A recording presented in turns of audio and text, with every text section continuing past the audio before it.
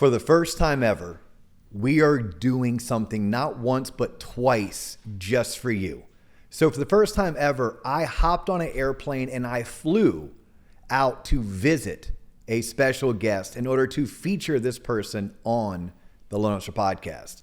And for the first time ever, this is going to be a 2-part series. That means we're going to show you the first half, and then you're going to have to check back in a couple of days for part 2. And the reason is because this guest and this topic is too important to try to slam into just one episode. If you're a mortgage lender, a home buyer, a homeowner, or a real estate agent, and you've been wondering exactly how is technology going to disrupt mortgage, this episode is going to leave you with no unanswered questions. Check this out. Ladies and gentlemen, boys and girls, children 18 plus, we are tuned in to Loan Officer Podcast with me, Dustin Owen, and a very special guest. I flew my happy ass all the way out to Palo Alto, California to be with this Forbes 30 under 30 recipient, a guy that was recruited out of high school to go work in his first full-time tech position. Somebody who has founded a company that is Peter Thiel backed, and this dude once slept on Sam Altman's couch. He is my new friend. He is the founder and CEO of Pylon Lending, the one, the only Trent Hedge. Trent, welcome to Loan Officer Podcast. Thank you for having me. Dude, I'm so stoked that we finally get to do this. So you and I were originally connected. Shout out to Brett on your team about 6 months ago. So Brett Byron reached out to me. I think he found me either through the actual show or it may have been through a mutual friend of ours, Bob Nemi. And it was my first time hearing about Pylon Lending. And then later you and I had a chance to connect. We did a couple Zooms. And here's what I'm hoping that we can do. You have such a unique story. You're someone who is very difficult to find back information on, meaning if you go and did a chat or a Google or a Claude search, you don't really find out a whole lot about Trent Hedge, but I think you have a story these first 10 or 15 years of your professional career that many people, A, would love to have emulated, but B, they could learn something from. So if it's okay with you, I want to spend the first half of this show talking about your career. We'll probably start when you quit playing high school football, and we'll end all the way up to about when you founded Pylon Lending. But we want to talk about everything you learned and got to experience along the way. And in the second half of in the second half of this 2-part series, we will maybe jump into what is Pylon Lending, what is Pylon doing, and more importantly, where do you see Pylon disrupting mortgage lending in the 2030s and beyond? How does that sound to you? Sounds great. Sounds great. How much prep did you have from your team prior to sitting down with me, just so the audience knows? 0%. I was just asking you before we got started what you planned on discussing today, and you were holding your cards close to the chest, so remains to be seen. Well, I think I said to you, look, if there's anything off topic, I need you to let me know right now. And you're like, I think we're good, and you have editing if need be, right? Sure, but let's keep it raw. Let's keep it raw. Let's keep it real. That's what people know TLOP for. Before we do, we're going to take a quick pause so we can hear from today's show sponsor. Then we'll jump right back into it. Check this out. TLOP Unite is not your typical mortgage event. This is the first ever TLOP cruise experience built exclusively for originators. And for 4 days, it's not about the speakers. It's about you. We're talking breakout strategy sessions, real conversations, curated events, and uninterrupted access to a community that helps you grow. If you're serious about taking your career to the next level, this is where you need to be. Space is limited and the price is right. So click the link now and learn more. All right, Trent, so we're back. I kind of, in a way, teased this during the intro, but I think a very unique part of your story and an important part of your story is you are what I would deem fairly normal high school kid growing up in Columbus, Ohio, playing football for your high school team, yet you were doing small businesses on the side, and one of those small businesses ended up leading you to an opportunity to take a 6-figure job while still fully enrolled in high school, correct? Yeah, Yeah. Okay. Well, can you walk me through that so the audience can learn? Because I think it's a really cool piece of your story that very few people know. Yeah, feels like a lifetime ago. But when I was around 16 or 17, I had received an offer to join a startup in Columbus, which is now Columbus, Ohio, where I'm from, which is now a fairly large company.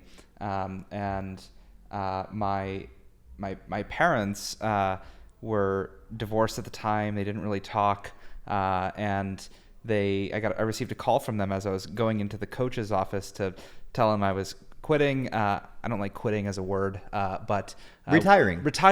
Yes. Right. To join this startup, and I heard them both come over the speaker. They were never really in a room together at that point, and they said, if you do this, we will no longer talk to you. You will not be living with us, and we will effectively disown you. And I said, great, I'll call you when it's done. I've I guess always sort of done my own thing, and first started building software and websites when I was maybe 12 or 13. What was the catalyst? Like, go back to your 7th grade you. What was happening that you're like, I want to build software, I want to build websites?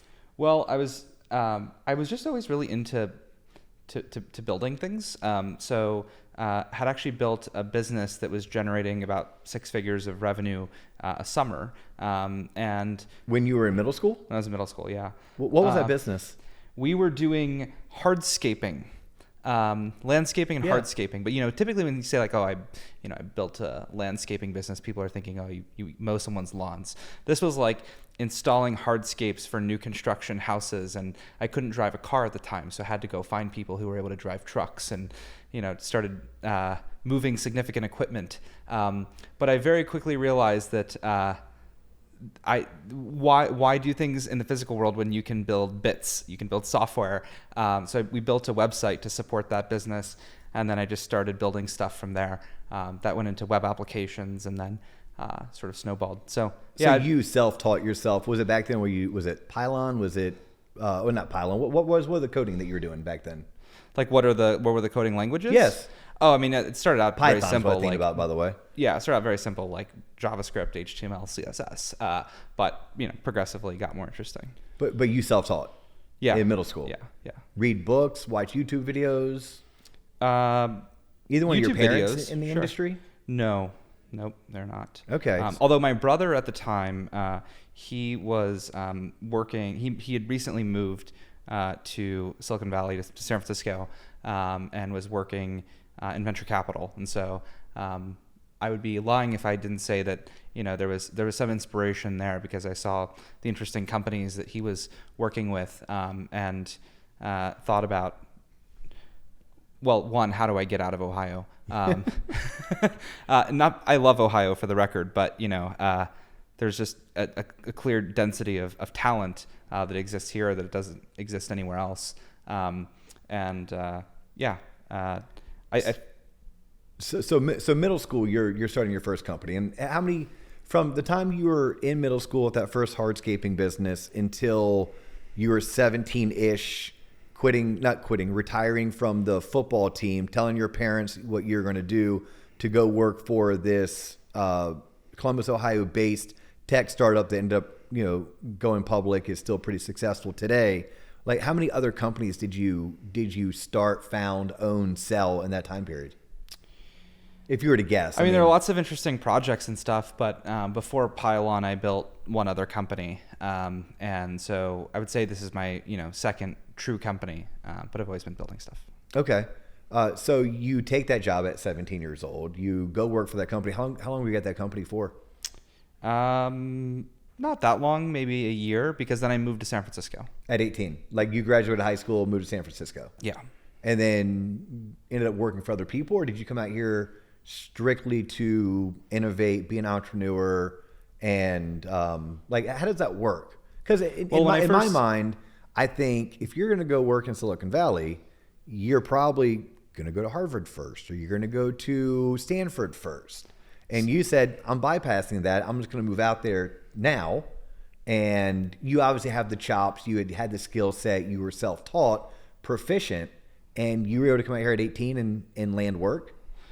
Yeah, well, certainly a lot of my peers have gone to those schools. Yes. A lot of our team members have gone to those schools.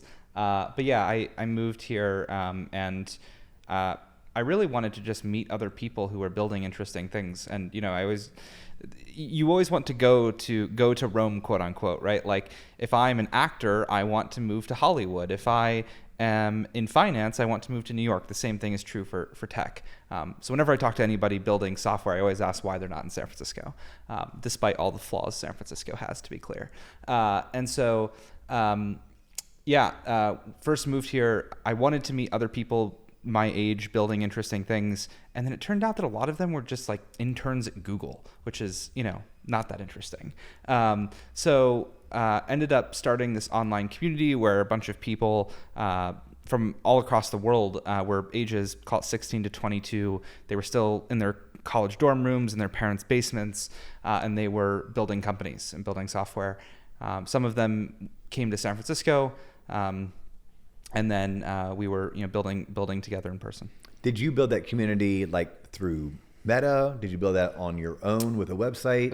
It was called Discord. Yeah. You might know okay. it. Yes. Wait, you didn't found Discord? I did not found Discord. Okay, but you did it on Discord. Yes. Okay. Yeah, that you can definitely tell the generational gap between you and I right there, because you're like, ooh, do I throw a Discord to this guy? Does he actually know what it is? Discord server, yeah. Yeah. Luckily I do, only because I had a teenage son who was into gaming. Yeah. And I know a lot of the gamers run Discord. Well, it changed quickly. I now have kids who are on Discord. So there you go. So you built a community on Discord. Then some of those people started coming out here, and now you have peers.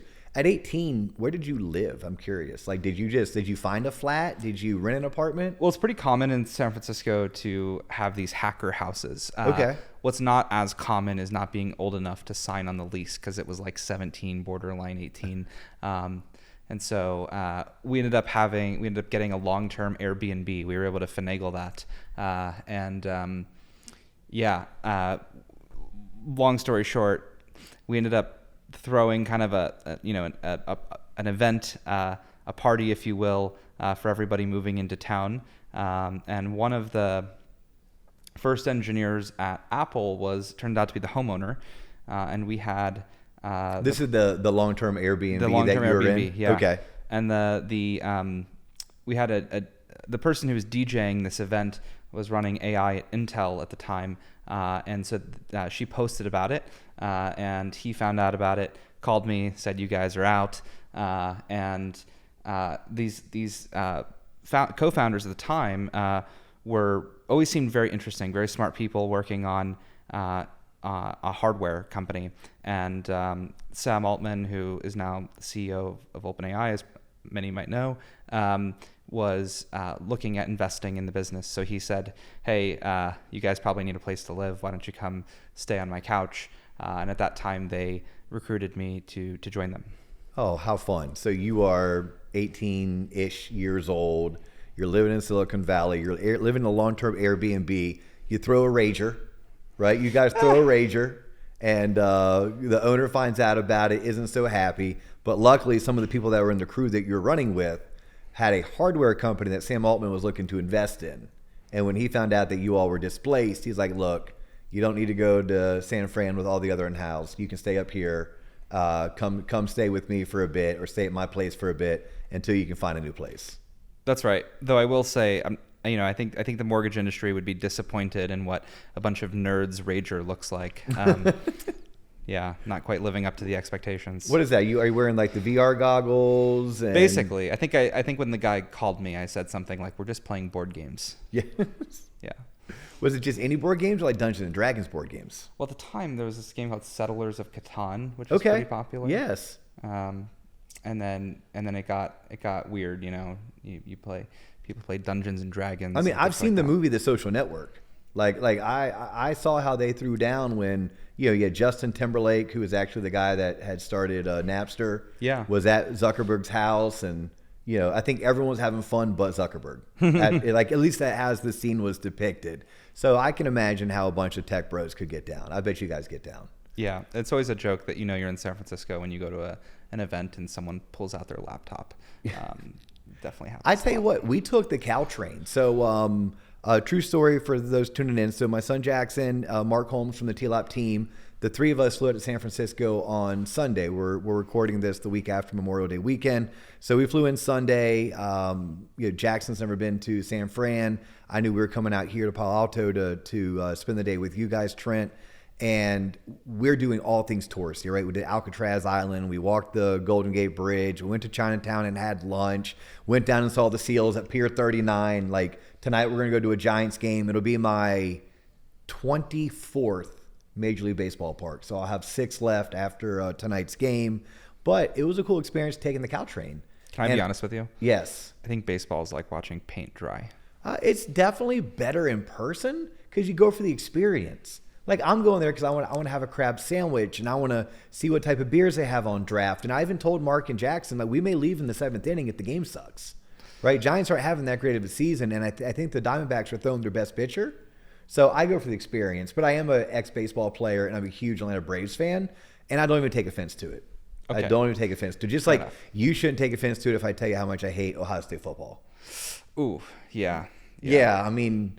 And it's not that I dislike the team as much as I've just been around some fans that just weren't the coolest people to be around, and it just left a nasty taste in my mouth. Well, since moving to the West Coast, suddenly you're less into sports and Ohio State football. It doesn't really make your veins pop in the head like they seem to still subscribe to.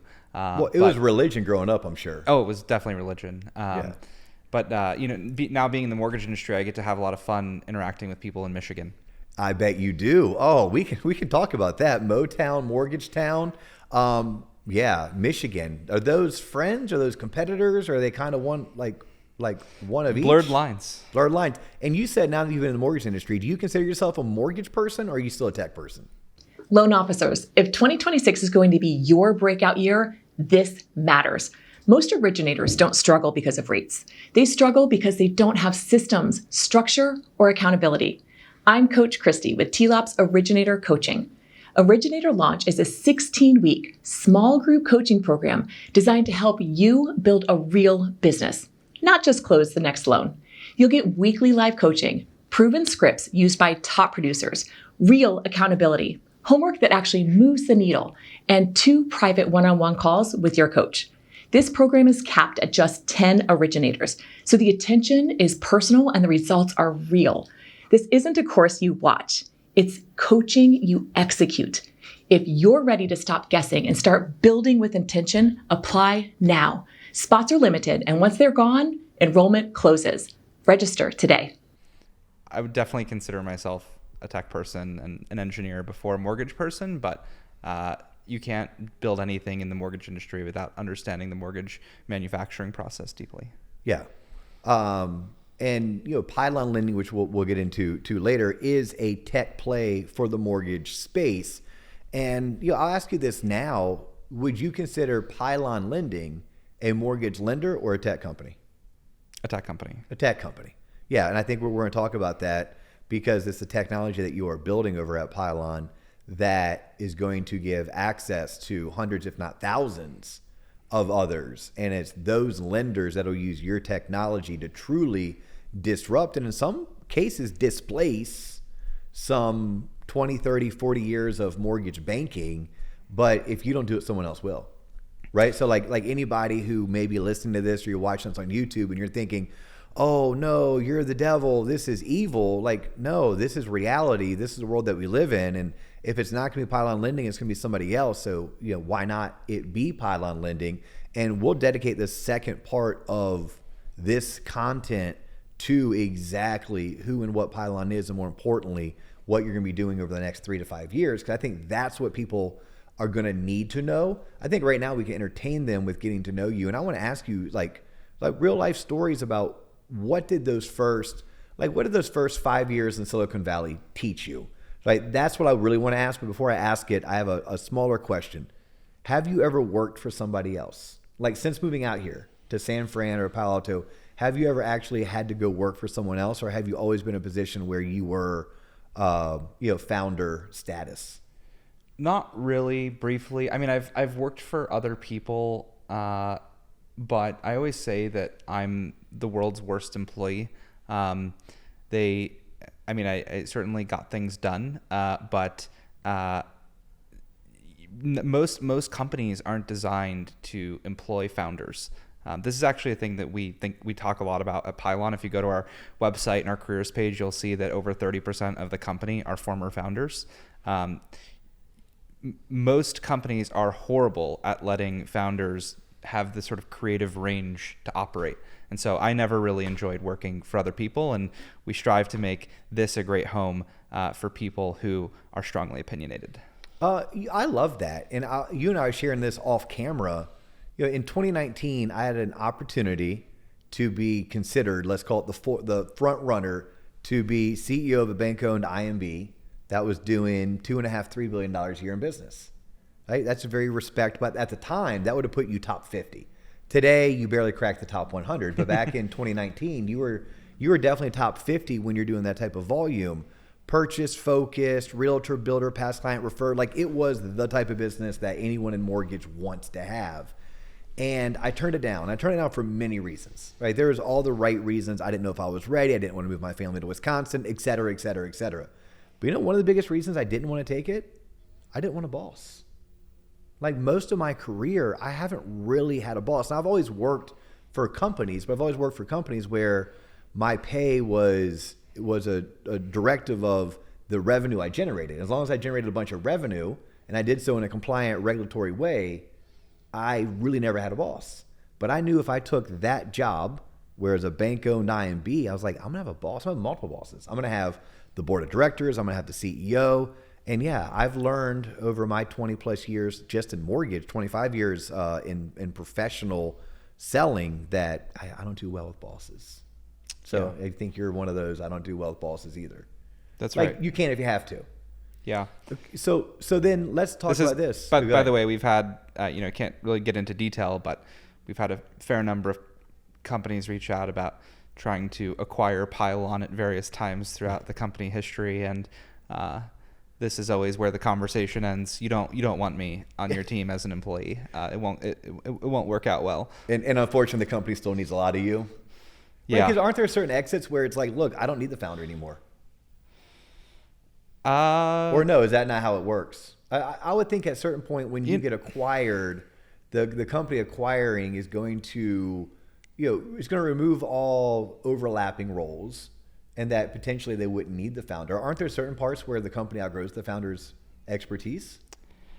I think it's true at some level, but I think Silicon Valley has kind of debunked this concept. Okay. So if you look at, if you study venture returns, meaning companies who are backed by venture capital, there's very strong numerical correlation to the top returns in companies that are founder-led. So it used to be a thing, maybe, 20 years ago, that at some point you'd get really large, you no longer are needed as the founder, they'll install a professional team, the suits will run the company, and now it's actually kind of the inverse.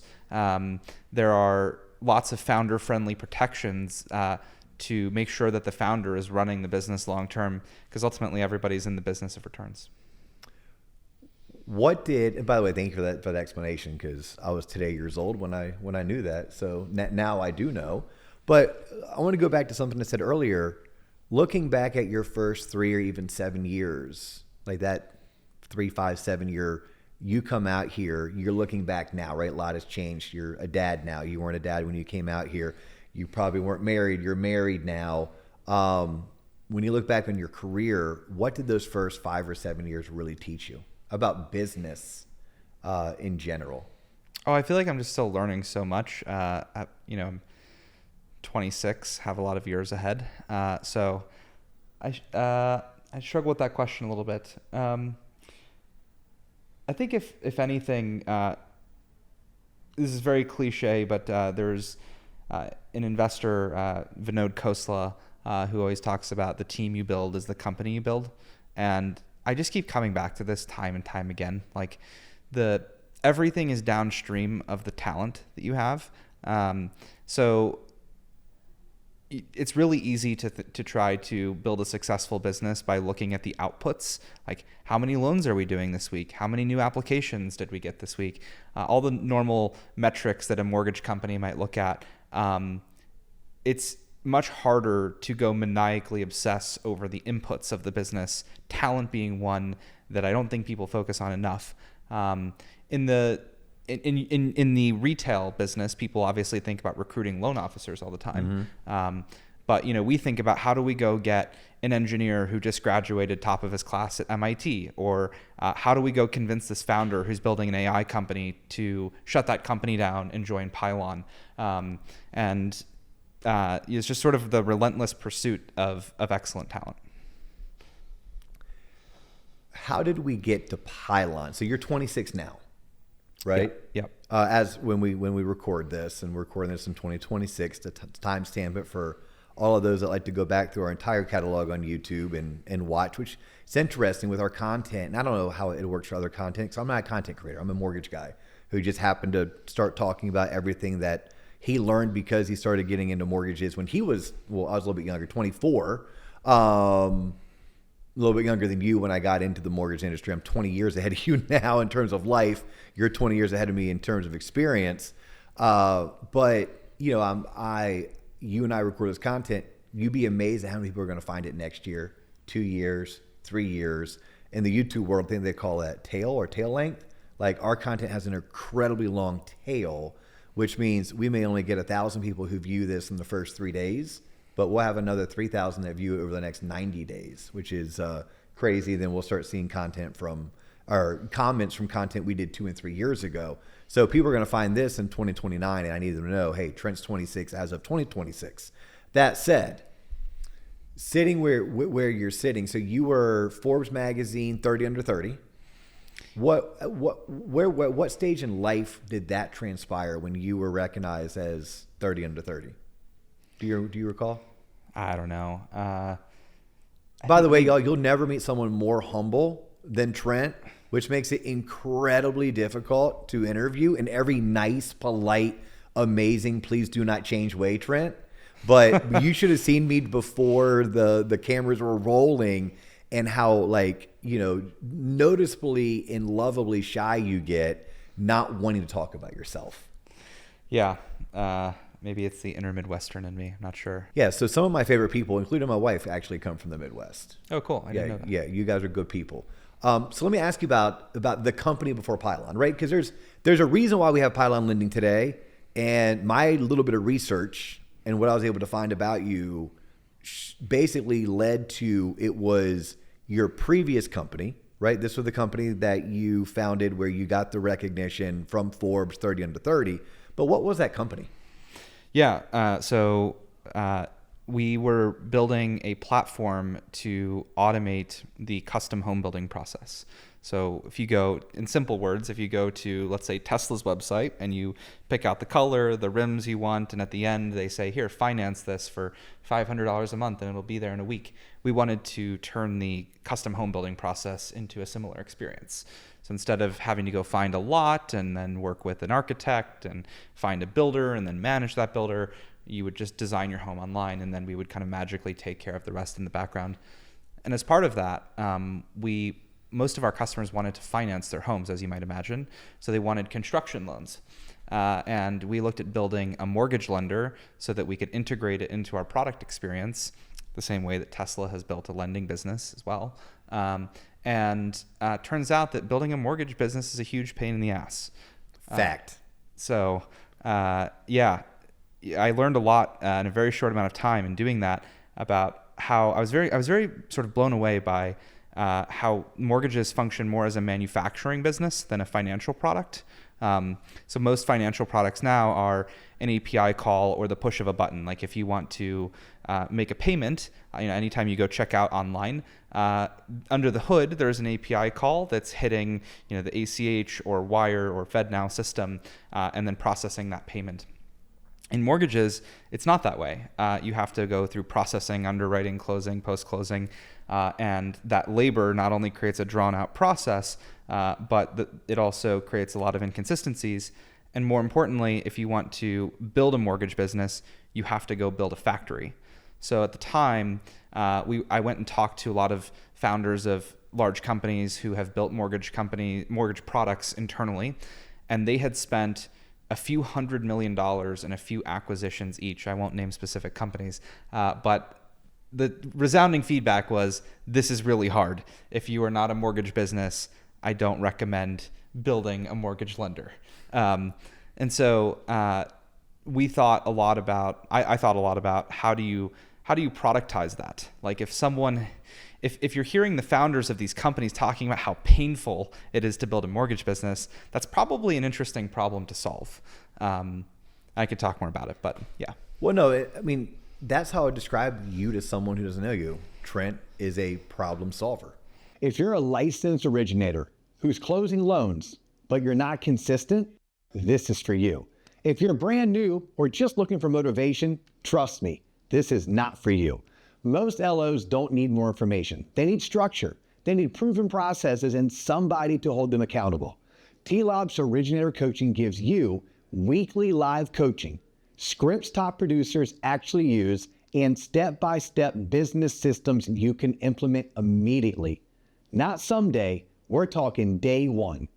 You're not watching videos alone. You're executing in real time with other originators who take this seriously.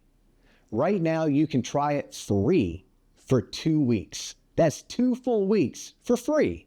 You'll sit in on live coaching calls. You'll get access to the frameworks and see exactly how top producers run their business. If it creates clarity, if it creates momentum, or even if it puts wins on the board, you keep going. If it doesn't, no worries, you can cancel. No pressure at all. Click the link, start the 2-week trial, and finally, build this like a business, not a side hustle. Right? I mean, you like to solve problems. For sure, yeah. I mean, at the end of the day, you're 20 years old trying to build an app, a software that allows people to custom build their homes the way that you can custom build your Tesla. Yeah. Right? Your issue was, I can custom build a Tesla, I can click a button and also get financing. If I go to custom build my home, there's no button to click. And when you started researching, well, how quickly can I build that button? You were basically told, stay away. There's piranhas in the water, they'll eat you alive. It's way too burdensome, it's way too expensive. You know, don't trust the words out of my mouth. Let me show you my financial statements and show you the L's we took trying to make this happen. Lots of L's. Lots of L's, yeah. And then you look at it and say, challenge accepted. But not that you want to go build a mortgage company. You want to go build the rails, right? Think railroad, the rail system that everyone can now run on so that the next generation doesn't talk about how hard it is to click button, get mortgage. Yes. Right? And you want to be able to do so without needing the massive factories that the Rockets and the UWMs have built so successfully, by the way. For sure. But they're very human heavy. And I'd have to guess, but I want to hear it from you. At 20 years of age, I'm guessing you weren't trying to custom build a house at the time. No. Or were you? Okay, you weren't. So, although I ended up, what made you at 20 want to found a company that was allowing people to custom build homes easier than calling a 60-year-old GC who calls a 70-year-old architect to do it that way? Well, it's a really long story, but we were building hardware and actually what are called extended reality goggles or glasses, which are like a combination of AR and VR. And we started building some interesting demos around smart home interaction. So like, could you point your finger and open a door, or turn on or change the color of the lights, or get a notification that the doorbell was rung, and things like that. And it was very trivial at the time, although I guess sort of an interesting engineering problem. And what we very quickly realized was that if you want to change how homes are designed, which or kind of function, which will likely involve compute in the future, meaning your home is kind of this like intelligent thing that adapts to when you walk in the door, then you probably need to redesign the home building process. A small home builder in, let's say, Ohio, who's been doing this for 40 years is unlikely to build the home of the future. And so if you want to solve what the home looks like, you need to go upstream to how does a home buyer design and build their home. Literally my head is spinning. Like I'm trying to follow along. You're probably like mapping it out step by step exactly how this would work. And I'm getting lost thinking, what does that mean? When I walk into my house, the lights are going to turn on and they're going to know it's me and not my wife. And they know that I like dim lights and she likes bright lights. Have you ever seen Iron Man? Jarvis? Yes. Yeah. Well, I think like in 2026, it's now more obvious that that's coming, but. Wow. Yeah. I mean, I remember being a kid looking at the microwave. Okay. So when I was a kid, we got a microwave. When I was a kid, we got cable TV. When I was a kid, we got cordless phones and eventually cell phones and eventually, right, smartphones. Like I got to live through all of that. And I remember looking at the microwave saying, I wonder what it's going to be like for my kids. I could have never imagined this, right? So you're telling me to imagine Iron Man.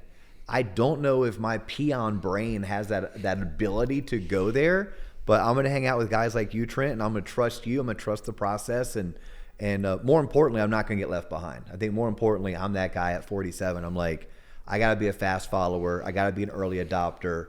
I'll leave the problem solving and the forward thinking to guys like you, but I just don't want to be left too far behind. So I want to find a way that we can find a good middle for this 2-part series. And I think it's going to be this last question. So this last question, because I've basically taken us from you're a senior in high school to you moved out to Silicon Valley. You learned some lessons, never really had a chance to or needed to work for anyone else, but you picked up some cool memories, some cool stories, some cool accolades. Didn't mention this earlier, but you were a part of YC, right? YC is the Y, it's not corridor, Y Combinator. Y Combinator, yeah. Combinator, yep. I'm assuming that happened prior to your home building company? That was the same company. That was. So that company came out of YC. Yeah. Which for those that don't know, go Google it. It's a big deal. Like just know that being a part of YC, getting financing coming out of YC is a big deal. But I think it's how we got to Pylon. So you come up with the idea of Pylon. You go out, you raise $8.5 million. I think I found this on Google, about 46 million. 45 or so. Yeah. Yep. So you have $45 million of some of the best millions of dollars from some of the bigger names, guys like Peter Thiel, right, and other big names in the VC space have put their weight, their belief, and even their money behind you. In a nutshell, what is Pylon Lending out to do? And then in the next part, in part 2 of this, we're going to talk about how they're going to do it. Yeah. So back to your point about Rails. We are building the standardized way for which every mortgage gets originated through software in a fully automated or autonomous way.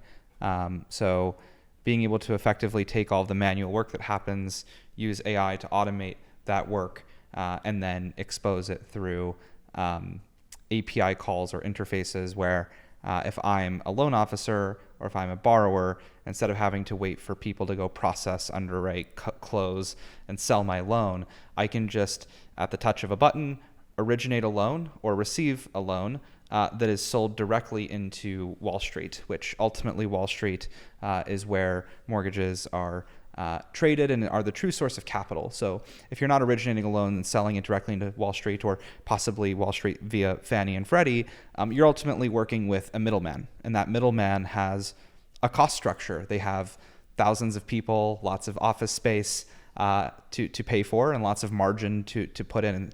And so we're really trying to fundamentally reduce the cost structure and the overhead of running a mortgage business for every originator across the country. Yeah. So for my loan officer friends, whenever I ask them, like, hey, are you familiar with Pylon? It's interesting. Some are, some aren't.